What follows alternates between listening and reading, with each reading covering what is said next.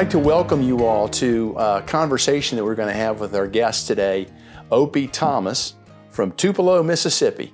And he's involved with a ministry called Hope Outdoors. And when we found out about this, we said we got to get Opie to Virginia. So we got a man from Goochland talking to a man from Tupelo, Mississippi. Welcome. Well, thank you. Good to be here. Good to be here. Yeah. So let's talk a little bit. Let's talk a little bit about you first before we get into discussion about what you're doing with your ministry. And that is, you're originally from Tupelo. That's right. And you haven't been there your entire life, but talk a little bit about that and your ministry. And born and raised in Tupelo. Went to college at Union University in Jackson, Tennessee. And I probably spent 6.5 years there on a 4-year plan. But I lived there and went to college there, and then I moved back to Tupelo, and then I lived probably in 95, lived there for a year with my parents, and moved to Tennessee, where I served as a youth minister in a little town called Loretto, Tennessee. That's when I surrendered to doing leading worship. Started doing music evangelism, moved back to Tupelo, and then I moved back to Tennessee in Waynesboro, Tennessee, where I lived there for 8 years. Okay. So when you're a young guy, you fishing and you hunting. When did you start fishing? When did you start hunting? Well, I started fishing and hunting when I was big enough to hold a gun or hold a fishing pole. Right. And I had a dad. I'm surprised I'm still deer hunting this day, because I had the dad that would take you out and watch you climb a tree. This is when I was in 7th grade. Watch me climb a tree. I would pull my lunch up. I would pull my gun up, and he'd say, "I'd see you at dark." And I was hunting in Mississippi with dog running. You never could tell when the deer might run by you. So I would hunt all day with him. But he's the one that just really got me loving the sport of hunting. Like I said, I couldn't believe I'm still doing it, because of the way he could have burned me out easily. Right, sure. But I loved it. Yeah. And I often say, though, it wasn't until I moved to Tennessee, went to college in Tennessee, that I really learned how to hunt. Because, I had a roommate that lived in a town real close to Jackson. And his dad he was a big farmer. He had about 300 or 400 acres for me. He said, "It's all yours." So needless to say, my grades that one semester wasn't the greatest, but... All right, so you're involved with the ministry. Mm-hmm. So let's talk a little bit about, you're a young man. When do you become a believer? What's the catalyst of all that? And then how these pieces start kind of fitting together. Well, I was reading in Psalms this morning where David was talking about it right out of the womb. His mother dedicated him to the Lord. And I feel like that's what happened to me right out of the womb. My father was a Christian, but my mother was probably more the spiritual leader in our family. And she, growing up, she was always reading the Bible stories at bedtime. And it was when I was 6 years old, I gave my life to Christ. And I look back now, my daughters are 7 years old, and I'm sitting there thinking, did I know what was I doing back then? But because of I've seen my fruits growing and maturing. Yeah, seeing that God was just in my life. I knew I did know what I was doing. Right. And now I didn't get baptized till I was 9, because when I was young, I had one fear, and that was water. Mm. Because my thought is I had to, jump in the baptistry, swim to the pasture, and then you had to swim back and all this stuff, and they pop you under and all that. And I was just. It terrified me, and I didn't know that you could put a concrete block on there and stand on it. But the funniest thing and I say it's not really that funny, but my parents' best friend's house burnt down when I was 9 years old, and they lived at the Ramada Inn for about 6 months. And I would go to their apartment or their room, and I'd start swimming. Right. And my mother remembers the day that I walked in with a big smile on my face and I can be baptized, because I learned how to stick my head underwater. And but anyway, so I didn't make that commitment public till I was 9. Mm-hmm. But then again, like I said, my mother, I was blessed with a mom that my mother probably goes through Bibles like we go through tennis shoes. She wears them out. Mm. And I still this day, when my mother passes away, I want her Bible for all the notes she's taken in it and all that. But she was, every morning that I would wake up in high school, the Bible would be at my feet. And before I walked out the door, she said, "Did you have your quiet time with the Lord today?" And so, I probably wasn't until I was 25 finally figured out my mama knew what she was talking about, because I just said, quit preaching to me, quit preaching to me. Still to this day, you can go to our refrigerator door in our house and find out who's struggling, because my mother would put scripture up on the refrigerator.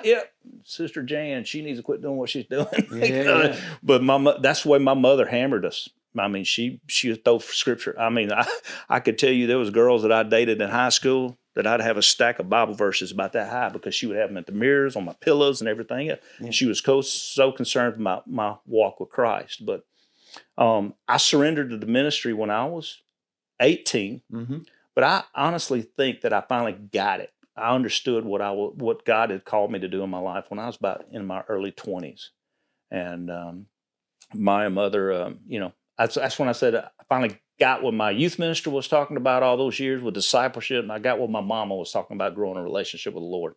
And I can't, I started growing. I'm not going to say I always was the most spiritual person there. I look back now, I wish there was so much I would have grasped when I was younger, but it wasn't how far down the road I was going. I was going in the right direction. Right. And I did have my step backs different times, but we all have. Yeah. We all have. And candidly, it takes guys a little bit longer to grow up, I think. Yeah. So I think for me, at least, all that kind of thing, that all happened when I was in my 20s. So there's a time when it's like, all right, now I'm out of school, I'm on my own, I'm making my own decisions. I now have to either benefit or suffer from the consequences of those decisions that I make. And oftentimes I was led to do certain things when I was younger, but now all of a sudden those decisions are mine. Yeah. And that's when I started thinking about, well, is this worthwhile or is that worthwhile? Should I do this or shouldn't I do it anyway? So it starts to come together for a young man. Yeah. Well, and probably my late 20s, I was serving at, like I said, Loretto Baptist Church, and I felt like God, I'd been playing the guitar since probably about 2 or 3 years, and I just felt like God was leading me. I went to Loretto Baptist Church, and I was going to be the youth minister, and they said, hey, can you fill in doing music? And yeah, sure. And I've had music background. I played piano a little bit growing up. I always sang in the choir. I knew how to lead music. So I started doing that, and that's when God started dealing with me, showing me, I want you to do this more. Right. And I resigned from the church, and I started traveling full-time leading worship. And so I moved. That's when I moved back home in Tupelo. And but I got the opportunity to lead a camp called Centrifuge, a Lifeway bookstore. Right. Well, Centrifuge, I led worship for them for 9 straight summers, and that opened up me travel all over the place. Been to Virginia a few times. I never forget, it was probably 2003 that my best friend from Waynesboro, Tennessee, I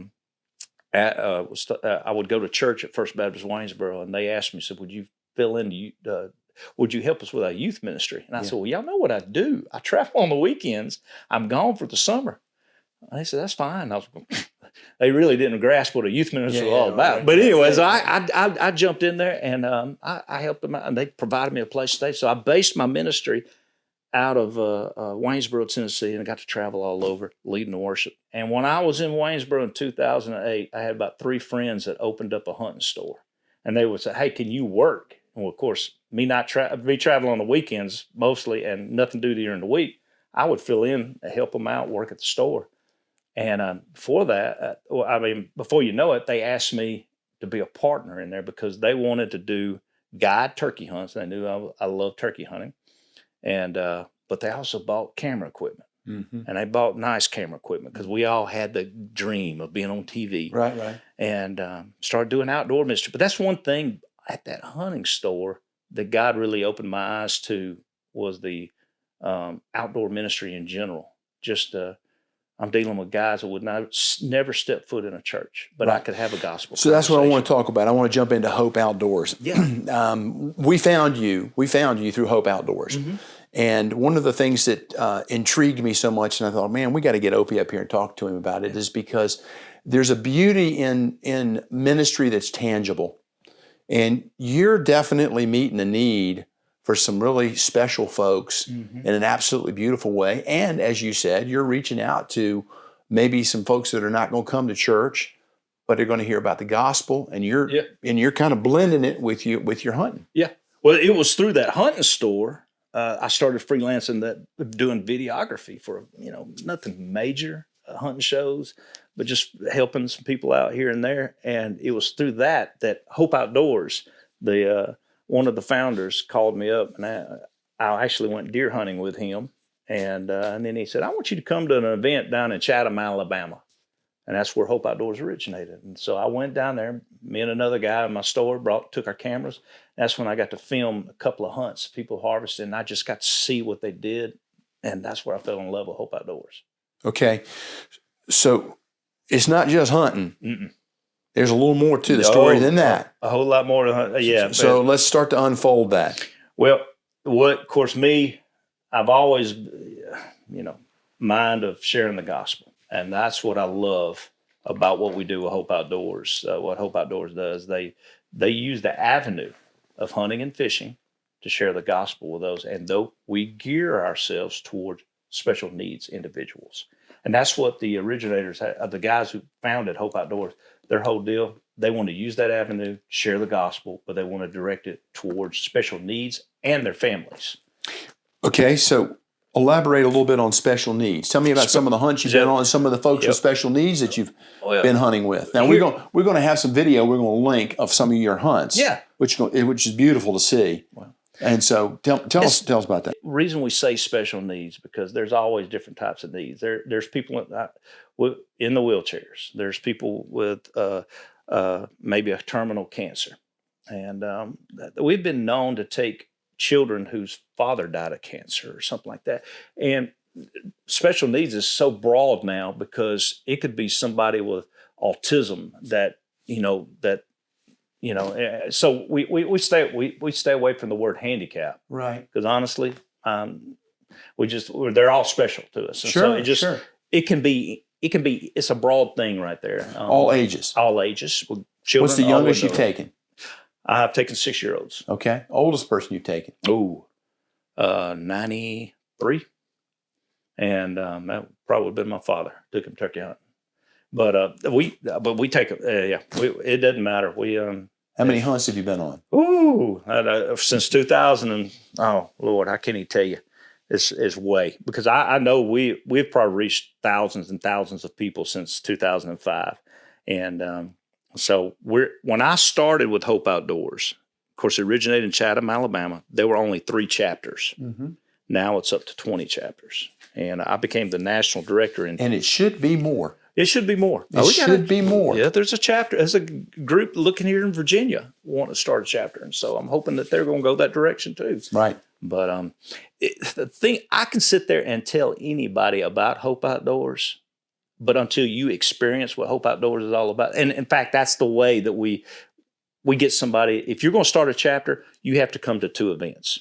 You have to come to one event and see how it's done, and we'd like to go to another chapter to see how it's done. But we try our best to make you go to 2 events so you really grasp it. Yeah. Because I can take somebody hunting, you'll think that's the coolest thing, but there is so much more that we do than just taking somebody hunting. Well, I've had the benefit of seeing some of these videos. So, you got somebody that's in a wheelchair, and I've seen some of these with the tracks on them that you're running through muddy terrain, and it's never level. No.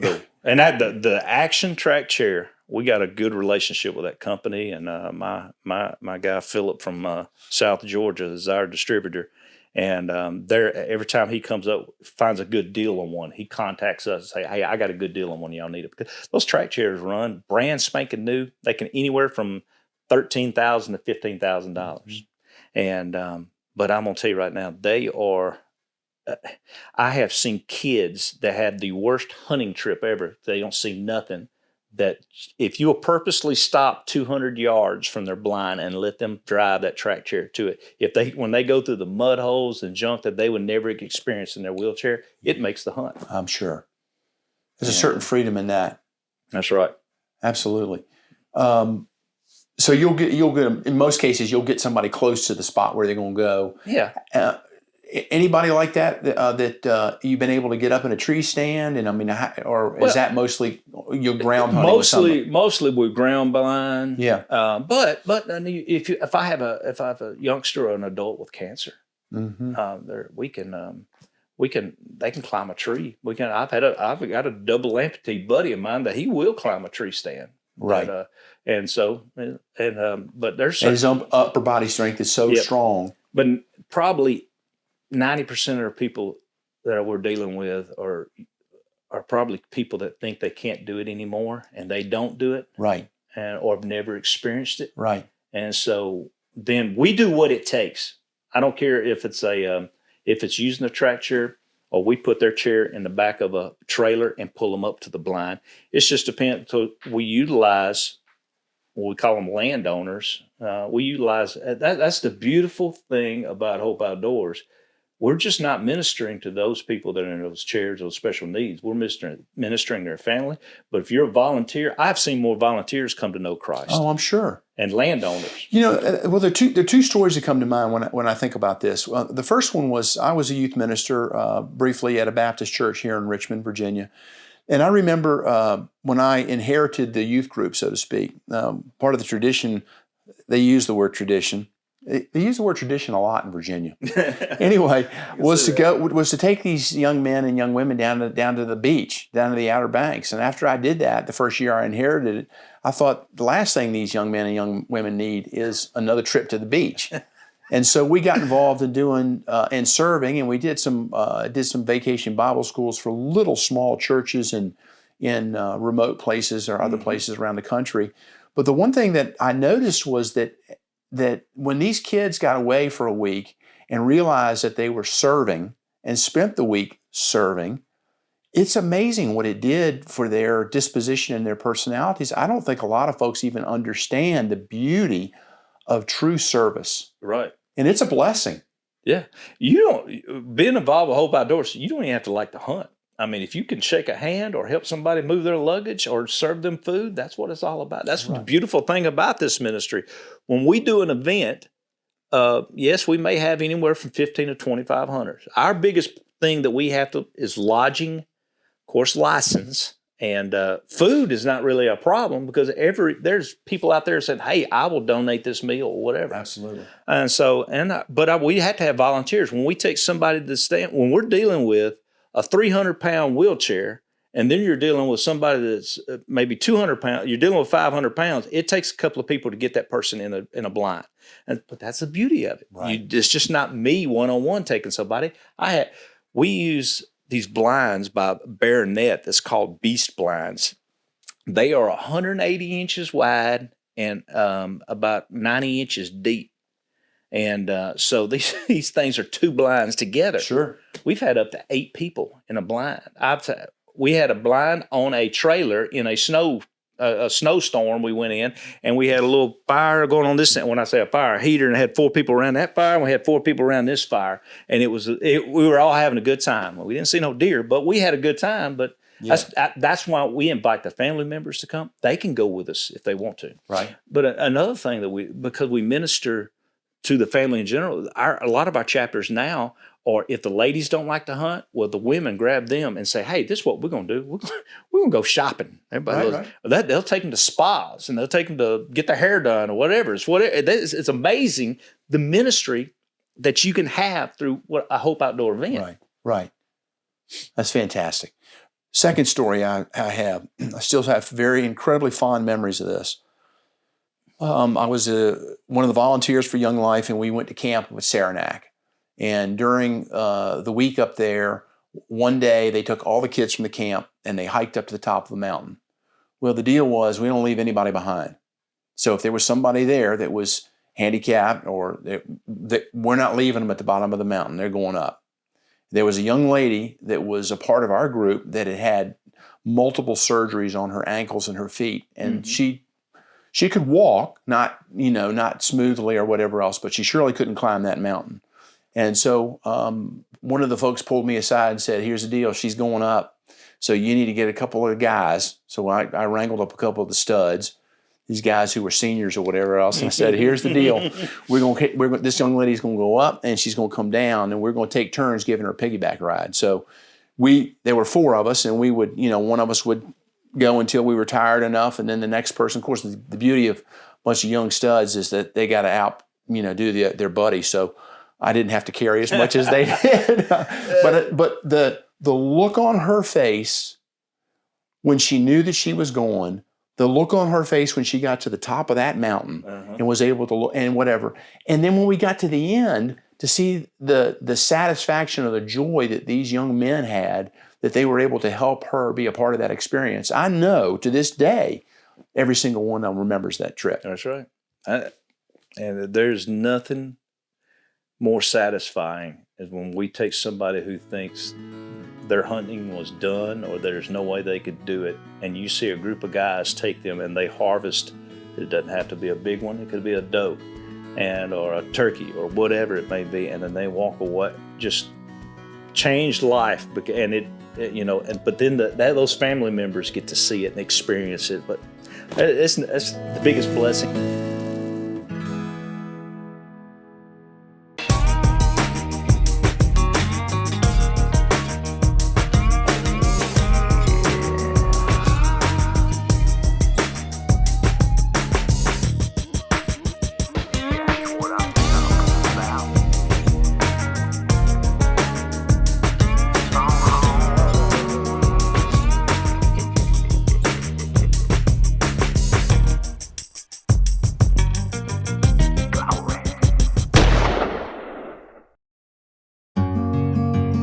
Shoals Coffee Co. Coffee Roasters is passionate about two things, people and coffee, because we want to ensure that both reach their full potential. We do our part to improve lives by purchasing coffee beans from women-owned farms in Guatemala and Colombia, along with other sources to bring you the fresh taste and quality product you deserve, while also ensuring that workers are paid fairly and treated well throughout the growing process.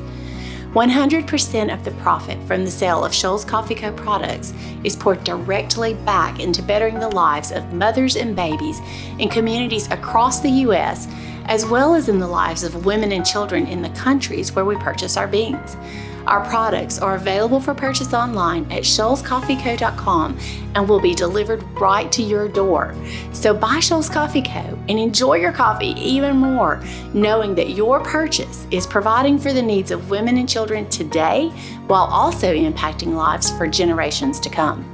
Shoals Coffee Co. is owned and operated by Shoals Save a Life Incorporated, a pregnancy resource center in North Alabama, and we are proud to be a sponsor of Plain Spoken Grace podcast.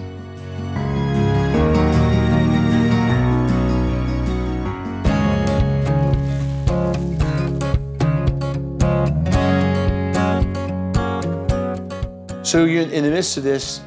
Where and how are you sharing your faith and talking to folks about the ministry? All right. So when we do an event, of course, everybody comes in. We meet and greet and all that, and we'll have a time that, okay, are you familiar with a rifle? Have you ever shot a gun before? We have devices that I can put a gun. Well, it's called Be Adaptive. Is a company that makes.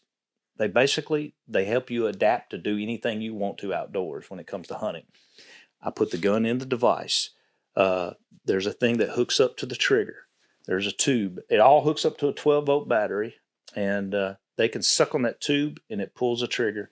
They can move a joystick and lifts the gun up and down, left and right. And then we use snake look or eye scopes and put them on the scope, and then they get to, it's almost like playing a video game. Yeah. And they're doing that. Sometimes they can do that. I've had kids that they didn't have hands, they just used their chin to move the gun up and down. Or we do it for them. Sure. And we just put the tube in their mouth and they, boom, pulls the trigger. Sure. So we have to go to the extremes of doing that for those people. And so that shooting range, we want to make sure everybody's familiar with that. Mm-hmm. Then we always have somebody that's knowledgeable about the device. Sure. But if a kid's never shot a shotgun, we don't want it to be the first time they're out in the woods to shoot. So we take them down to the firing range, let them get familiar. So in other words, that's where the guides and volunteers begin to build a relationship with who they're hunting with. Yeah. Then when we get done with that, of course, I'm a good Baptist. I always had to eat. So we have supper ready for us, Right. and Casserole. we're not going to miss a meal. I Casserole promise. or two. Casserole, fried chicken, when you name it. And but we'll come back having a meal. Then we'll have we'll always have a guest speaker, devotion or whatever it may be. Every meal, right after every meal, and sometime that weekend, the gospel is going to be shared. Good. I'm a believer in, and you are a witness in your actions, your words, and attitude, and sometimes your actions speak a lot louder than your words. But I'm also a believer that the way the gospel is heard is like Epaphras in Colossians. He shared it. So to me, the gospel has to be spoken Right. to somebody. It's more than just your actions. They got to know. So sometime that weekend, I want the gospel to be shared. It will be shared. Yeah. And we give them opportunities. And the best time of the whole weekend. Let me go back to the schedule. So we go to bed early, try to go to bed early that night. Mm-hmm. Wake up the next morning. Usually have a breakfast pretty early. Head out to the stand with them, and then we always try to open up with prayer in the blind. Right. And then after we hunt, whatever, we come back. Yeah, and we'll have lunch. We'll have devotion then, and then we'll give a little downtime, and then we'll go back hunting that evening. Now, I will say some chapters don't hunt in the mornings because, the deer don't, like South Alabama, the deer don't move in the mornings that great, so they hunt in the afternoons. But it also gives the hunter the opportunity to relax because Sure. you put strain on their body doing that. And that's the thing. You've got to make sure you know what your hunter's capabilities are. Right. And which is probably the benefit of having a family member yeah. around, because they can speak to that a little bit. And when they fill out an application, they fill out all that stuff. Yeah. Have you had a situation where a young lady has wanted to do more than maybe their family or their parents have wanted them to do? Oh yeah, we have that all the time. Because we really stress if they're 18 and younger, they have to have an adult supervisor. Yeah, right. And so we don't really smile on you saying, take my kid. But I've had a lady who has heart problems saying, my son, well, they have to write us a little permission saying this person is going to be the adult in charge. Right. But I've had the adults that, the parents going, I'd really like to sleep in this morning. That little kid going, no, we don't sleep in this morning. No, sleep in when we get back home. All right, I got a couple verses I want to read. These verses have meant something to me for a long time, and it's out of the 25th chapter of Matthew, and it has Jesus is speaking, but starting with the 31st verse. But when the Son of Man comes in his glory and the angels with him, then he will sit on his glorious throne. And then I'll jump over here to verse number 34. Then the king will say to those to his right, come, you who are blessed of my Father, inherit the kingdom prepared for you from the foundation of the world. For I was hungry, and you gave me something to eat. I was thirsty, and you gave me something to drink. I was a stranger, and you invited me in. Naked, and you clothed me. I was sick, and you visited me. I was in prison, and you came to me. Then the righteous will answer, saying, Lord, when did we see you hungry and feed you, or thirsty and give you drink?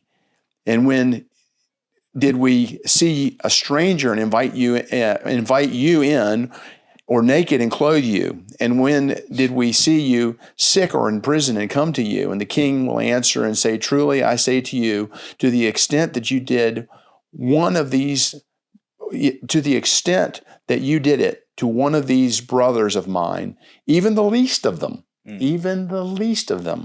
you did it to me. Yeah. And by gosh, that's exactly what you're doing with your ministry. That verse explains it. In a beautiful way. In a beautiful way. Yeah. And it's amazing to me when I see people who experience it, as you have, and you have with your volunteers, the depth of it, the beauty of it, whatever else, that it doesn't happen more frequently. Yeah. But there is real blessing in it. Oh yeah. And you've seen it. So tell me about a couple of examples where that's really kind of manifested itself. Well, I'll tell you, here we are thinking that we're blessing those individuals. And to me, I get the bigger blessing with them. It's mostly our volunteers. I'll tell you right now, I've seen more people's lives change being a volunteer than I have actually. Because I'll be honest with you, some of these kids and some of these adults that come in, their hope is where it should be. Their faith is in Christ. They know that he was going to get them through the tough times they're going. That's the beautiful thing of this ministry. Let me find some redneck that needs to hear the gospel. I'll put you with some of my guys that will share the gospel with you and the blind that are sitting in the wheelchair. Right. So the blessings of it, and I could, man, there's so many times that I've taken individuals that, you don't realize you're blessing them until after the fact. I could tell you a kid, I took turkey hunting and didn't realize that his father was in prison or just got out of prison. So he hadn't had that male bonding time. And we got to kill a bird, and he and I are now, man, he's always calling me and texting me and messaging me and seeing how I'm doing. But it's one of those things that the little things that the blessings that I get out of it, I don't realize how much blessing I'm doing, but then I feel like they're doing more blessing to me. Well, that's the beauty of it. I mean, oftentimes you don't even know. That's right. You may never know. That's right. But again, I like the people that help a person to get it. Especially when you have all of these people doing stuff, these family members that are coming in, we don't realize how much stress that they go through working 40 hours a week and then coming home and having to take care of a kid or another adult all night. Yeah. So when they get to come and just relax and let us allow them to relax and let us take care of their individual, and we bless them too. But the thing about this, you don't realize who you're blessing until you get out and start doing something. Right. And then that's when you don't realize you're doing it.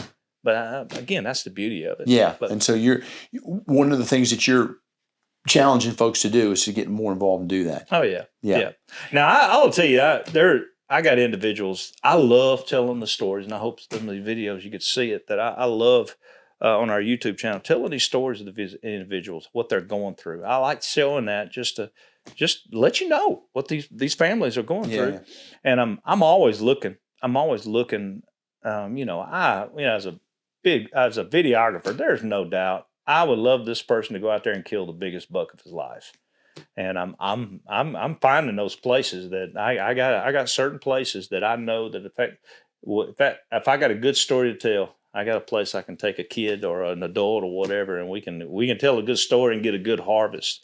And I'm always looking for that. But I enjoy finding those people, and me personally, I know my chapters do stuff, but part of me, I love just taking those individuals myself. So there's times that I don't do it through a chapter.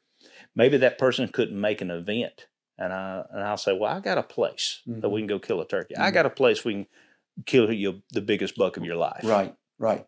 And so I've got some spots where you can almost always go and kill a doe. Right. But whether you're going to kill a buck. Right. Or a big buck. And some of those, that's the most satisfying thing. Absolutely. Ever. No, absolutely. And, being a hunter, in the back of my mind, I want to at least get a good 8 point. So, yeah. But, so, all right, I hesitate to ask this question, but because when people say, is there one, do you have a favorite hunt, or is there one that's most memorable? I'm sure that, the moment that you think that's the case, and you go on another hunt and it becomes in its own way special and memorable. But touch on a couple, people haven't seen the videos yet. They're going to. Yeah. But touch on a couple of stories of some things that you've been through, or some hunts you've been on, or some folks that you just had a kind of a kindred, spirited connection with. Yeah. And I guess the kid that I was telling you about, I went to Kansas turkey hunting with. And I started, me and my buddy went up there, Daler. It's a place that I did a little outfitting. And there were turkeys all over the place, but that was back before our track chair days. And so we actually had to push them through the mud. And there was part of my farm that had all the turkeys on it, but I couldn't get to it because it was muddy. And I didn't have a trailer or side-by-side to get them down there. And my buddy went up there, and he and another guy, of course, they killed a few turkeys, and they killed them in the spot that they wanted me to take the guy hunting. And then I went in there the day before, me and another buddy, and killed the bird. And we ended up killing the only bird that was on there. The only bird that was left. Yeah. So I'm sitting there going, oh, Lord, how I can't get down to the honey hole. I can't get it. And so happens started looking around on other little farms. We found, buddy of mine found two birds. He said, we can get on these. And I remember going to the extreme of pushing this kid down the edge of a field and setting up. And him sitting there, and of course he's shooting this. He's got cerebral palsy. He's never shot my a shotgun really, but he was about to shoot a Mossberg 835, a 3.5 inch. And my gun, I've named it the Mule because it kills turkeys, but it kicks. Yes. And I remember setting that gun up on a little device that just held it. Now he pulled the trigger himself, and I remember this turkey. I was saying, where are we going? We hadn't heard anything. And I forgot my mouth calls, and I'm sitting there going, I had this call, my call maker from Lawrenceburg, Tennessee gave me. And it was a call that he only made one. And I started calling, and all of a sudden I called, and that thing, pow. That boy looked at me, and I'm sitting there going, here 2 gobblers came out in the field coming to us, and then they'd go back, and I start calling again, they'd come back. And there were about 20 hens with that turkey. And I was just sitting there going, I kept on calling. And the birds went away from the hens and started coming to us, came up to our right side, and we're in 2 blinds. My camera guy's on the back. He can't film because the turkey's in his lap, and the bird comes behind us. And I remember looking out through the seams, and it's probably about from 5 feet away, and you can see the bird's red head. And I just made a little noise, pow, and it was just like shake the whole. And that boy with cerebral palsy just sitting there, just almost shaking, because he was so nervous. Sure. And the birds went down below us, and they came out in the field. I said, don't say nothing. I ain't saying nothing. Be still. And I could see him doing this. And I said, don't move your eyes because they're fixing to be in our lap. Yeah. And I said, just aim forward and let him walk into your sight. And when he walked into the sight, I just went, that thing went, pow, and he went, boom. And I can't believe he hit it because the bird was so close, when it comes out of a shotgun, it's like shooting a rocket. He rolled that thing, and my camera guy, I don't know what he was thinking because he was a director. Usually I'm filming. Yes. And I let my guys hunt. Yeah. But so happens he wanted me kind of be in charge of the gun. He was filming. I don't know what he was thinking. He takes off running after my bird, and he's filming, and I'm sitting there, what are you doing? You're supposed to be filming. And he jerks the camera around, and then the bird starts flopping, and it flops into the camera view, and it was the funniest thing. And you see him trying to stomp on the bird's head. We were laughing, we were rolling, we were almost crying, and that was a young man that I found out later that his father, all the stuff his father went through. Right. And his name's Colton, and we have made a big bond. We were on Mossy Oak hunting the country about 2 years ago. We actually went on another turkey hunt, and we had to end it with shooting a doe the next following fall because Mossy Oak, hunting the country, got to learn the experience of hunting. Those guys had never really hunted out of a blind, but they got the experience of taking the handicapped individual turkey hunting. Right. Because you just don't run and gun after them. Right. You're hoping that the birds will come after them. Right. All right. So I know enough about turkey hunting to know that if you were able to call those birds off of 20 hens with your call, you're pretty good. Yeah. In fact, I called my call. That call is pretty good. That call was an aluminum call, and it was the only call that made. It took me 2 years to let Chris Eck from Lawrenceburg, Tennessee, with Rocky Top Game Calls. He finally let me have that thing because he wasn't going to make any. And I killed like 7 birds with that thing in 2 years. And a lot of them were Hope Outdoor stuff. And I bet 5 of them had called it away from groups of hens. And I told him, I said, if you want this call back, good for you. You have to call it the Openator. Yeah. And so he sent me a text 2 weeks ago and said, just started on another one. Yeah, we'll make another Openator. We're going to call it the Openator. But anyway. Because I have been on a bird before, and then the hen. Yeah. And I'm done. And I promise I'm a diehard turkey hunter, but can I win a calling contest? No. But I'll kill one. So I ain't going to say it was my calling, but Lord, I've been moving on the Lord blessings of the hunt. Absolutely. That thing circled around and came right into they came away from the hens. That's all I can tell you. All right, so we're talking about hunting. You take some people fishing too, right? Yeah. We actually have a chapter on the Gulf Coast of Mississippi. That's all they do, inshore fishing. Mm-hmm. They take them speckled trout and redfish. I experienced that one. You can get on our YouTube channel, the Gulf Coast chapter in Mississippi. They do that. Right. So that's another. It's just the families come in. We put them up in motels. We take the whole family gets to fish. So you're out on several boats, and we have a company called Electromate that makes a motor that you put on a pin a certain pin reel, and it has a toggle switch. So you can throw it out there, and when you set it, start pushing the toggle button, and it reels it in for you. So we have options. We've had kids that can do that, just push the button, or we'll throw it out there for them and let them push the button. We've had them bite the buttons and just start doing like that. And it's beautiful for that because they use the bobbers. Or North Mississippi, we call them corks. They call them bobbers. Yeah. And but fishing with shrimp, and I mean, them fish just wearing them out, and man, those kids have a ball. You're catching the redfish on shrimp. Okay. Oh yeah, and so they do that now. Last couple of course, COVID hit us, and we didn't get to have our hunt. And the bad thing about on the coast, you can't ever tell if a hurricane's coming through. Right. And so the weather is a big factor on all that stuff. But when they do an event, it's phenomenal. Now I have other chapters that do little fishing rodeos. At somebody's lake, catch catfish.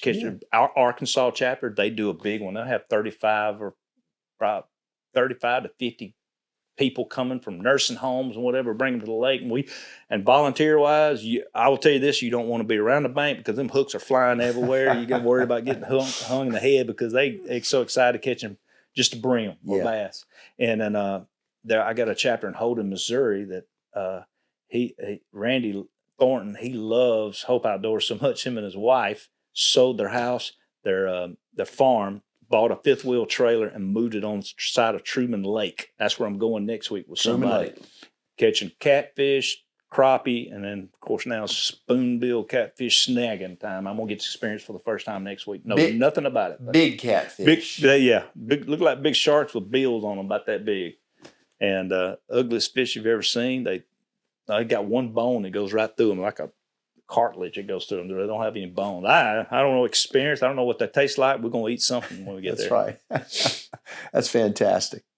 Well, there's another verse I wanted to share with you, and that also is in Matthew, and it's the 42nd verse of the 10th chapter. And whoever in the name of the disciple gives to one of these little ones even a cup of cold water to drink, truly I say to you, he shall not lose his reward. That's right. There's again a real simplistic beauty in just something as simple as a cup of cold water for the right person in that need, and you are dialed into it. Right. That's a beautiful thing. Yeah, and I will say, we have a slogan: "Let nothing stop you." And so, of course, when people see that, they automatically think, "Oh, nothing stop you from going fishing and all this stuff." And I call it my subliminal message. I love Philippians 4:13. I can do all things through Christ who strengthens me. But I love Philippians 4:10 through 13 because I'm big on keeping Scripture into context. That I can do all things through Christ has nothing to do with, can I go across a field that's muddy? Paul was talking about, it's what I do. I can face anything challenging when I am living my life for Christ. And I can handle the cold times, I can handle the warm times, I can handle the hungry times, I can handle when I'm full. And that's what I truly want these people to see. Those blessings, those cold water, those little things that we do for them, I don't want them to walk away going, that was one of the best hunts. I want them to see, I saw the gospel through them. Right. Because that's what's going to, their faith, faith is the key to your relationship with Christ. It begins with faith. It continues with faith. You walk by faith, and it's all about faith. And if their faith is not growing strong, it hurts me. I want them to know, yes, what we're doing, we're just taking you hunting, but what we want you to see is there's more to life than hunting. Are you going to make it through what you're making it through going hunting? No. If I go hunting, I kill a big buck, you think I'm satisfied for the rest of my life? No. Same thing about turkey. I'm mad because I can only kill 3 in Mississippi. And I'm happy if I do kill 3 in Mississippi, but it doesn't satisfy me. It's that relationship with Jesus Christ. Well, I'm so glad you said that. I am so glad you said that because I've got a good friend, and he's been in here a couple of times, George Wigginton. George and I have hunted and fished a bunch. He's got 2 boys. I got 3. We've taken them a bunch. And there are days when you have success, and there are days when you don't have success. Yeah. for George and me, the beauty of it is we're just outdoors. So if you get a bird or you get a fish or whatever, that's an extra benefit. Maybe. But the reality is that bird or that buck is fleeting. And you're going to be on to the next one, or you're going to want to go on to the next one. That's natural. But the real truth beneath all of that is that relationship with the Lord. Right. And if you've got that, you've got a peace that's going to transcend all the hunts and all the success stories. Hope Outdoors. Right. I'm so proud of you. Well, I appreciate it. It is a great thing that you're doing. Let's see what we can do to grow this little organization and build it. Thank you very much. And thank you very much for joining us, Opie. I really appreciate your time. I want you to appreciate letting me be here. God bless you, buddy. Thank you.